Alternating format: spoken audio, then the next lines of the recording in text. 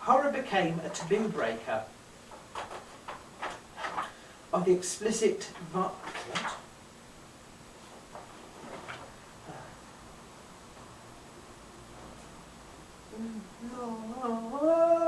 As early as Aristotle's time, it was thought that the hostility catharsis was what took place in the above examples. People with bottled up frustrations needed a safe place to release the anger, and the ways and means of doing this should be encouraged, so that the people relieved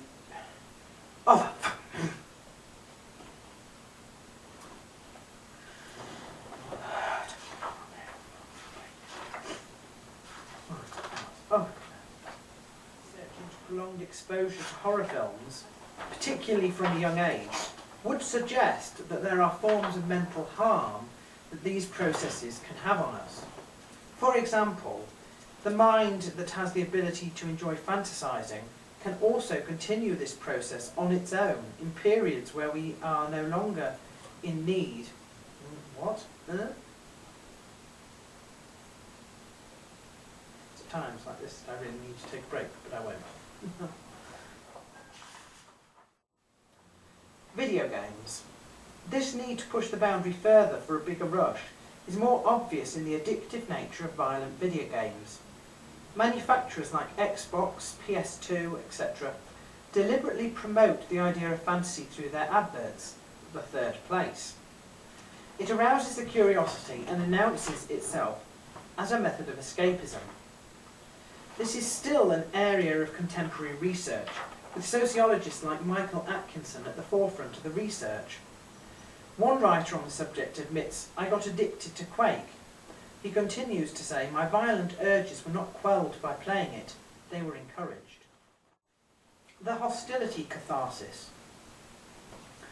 There is a big discussion about whether indulging in the expression, where fantasy is directly concerned, of a VSI is healthy or not.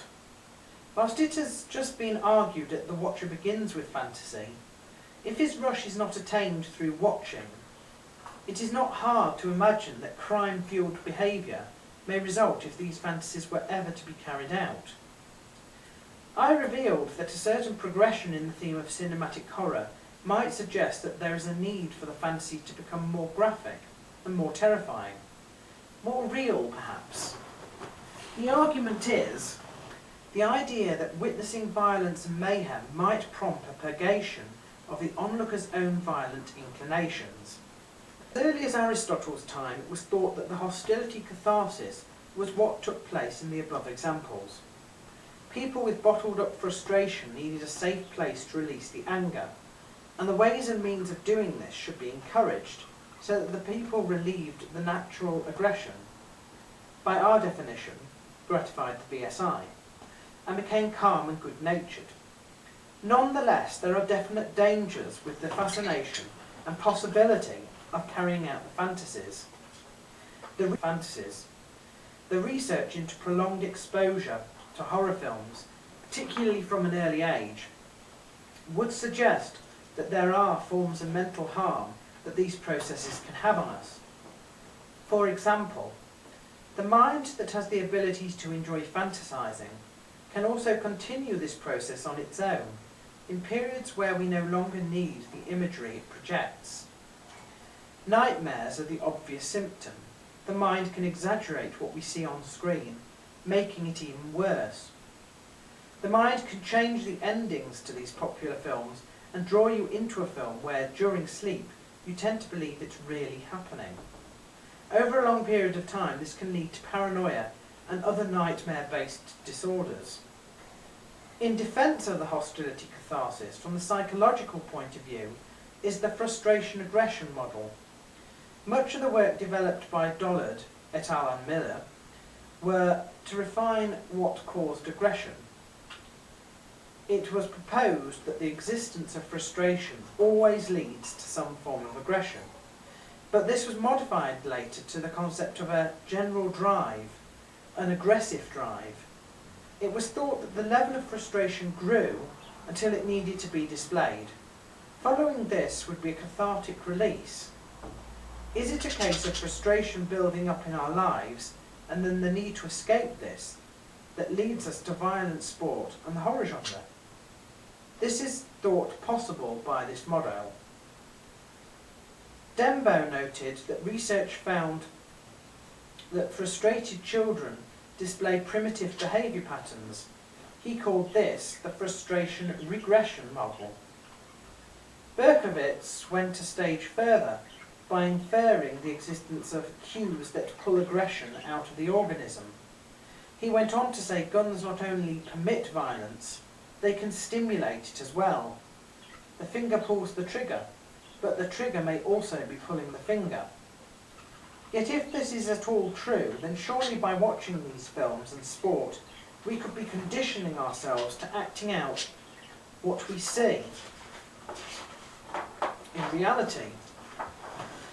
If the need to reach a big enough high isn't satisfied, perhaps this might also be an excuse for us to explore further means of satisfying the VSI by acting out our own fantasies.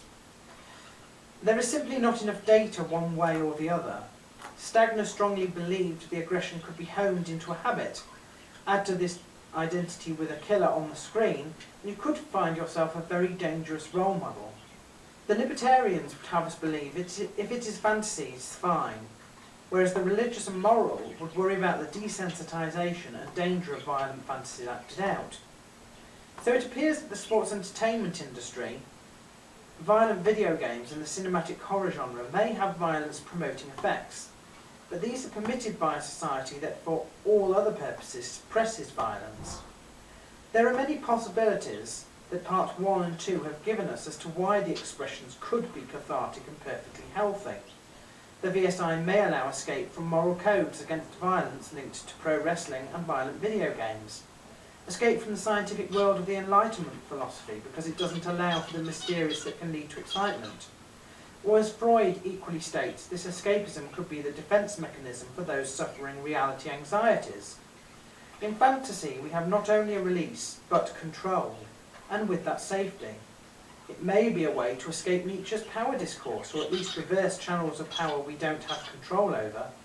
It might act as an escapist cathartic vent for our frustration.